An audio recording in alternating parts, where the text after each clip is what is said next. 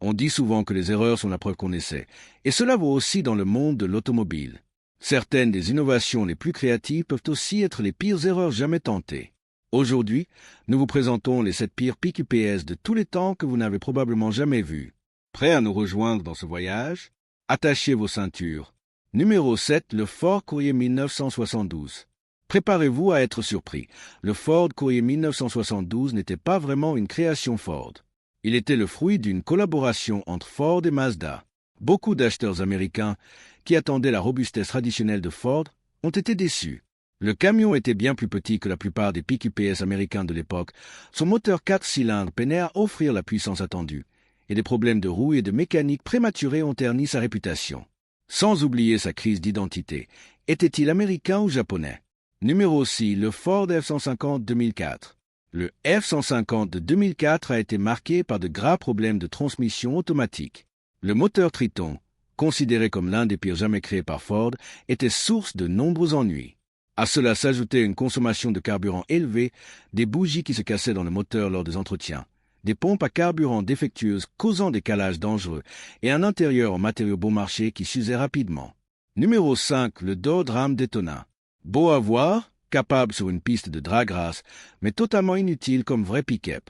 Son aileron arrière, censé améliorer l'appui aérodynamique, augmentait en réalité la traînée et réduisait l'efficacité du carburant.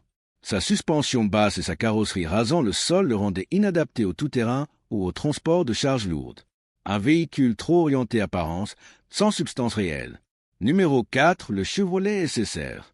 Le SSR avait fière allure avec son style hot-rod rétro et son toit rigide rétractable. Mais il manquait cruellement de fonctionnalité.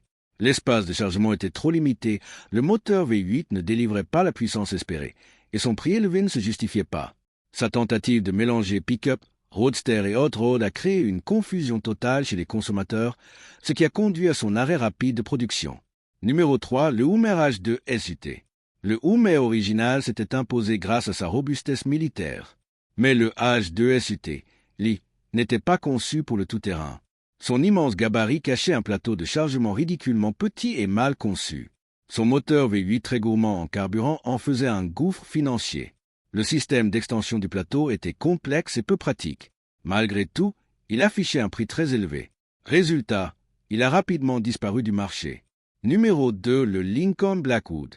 Commercialisé comme un pick-up de luxe entre 2001 et 2002, le Blackwood privilégiait l'esthétique au détriment de l'utilité. Son plateau moquetté et son couvercle motorisé remplaçant le haillon classique rendaient le chargement très peu pratique. Il n'était disponible qu'en propulsion arrière, sans capacité tout-terrain. Résultat, une seule année de production, mais presque 3 ans pour écouler les stocks. Numéro 1, le Cadillac Mirage 1976.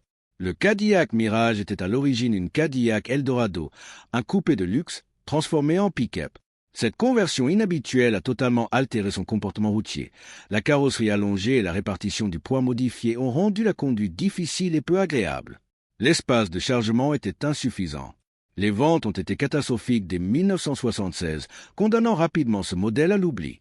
Ces épaves oubliées nous rappellent que même dans l'échec, il y a des leçons à tirer. Choisissez votre pick-up avec sagesse.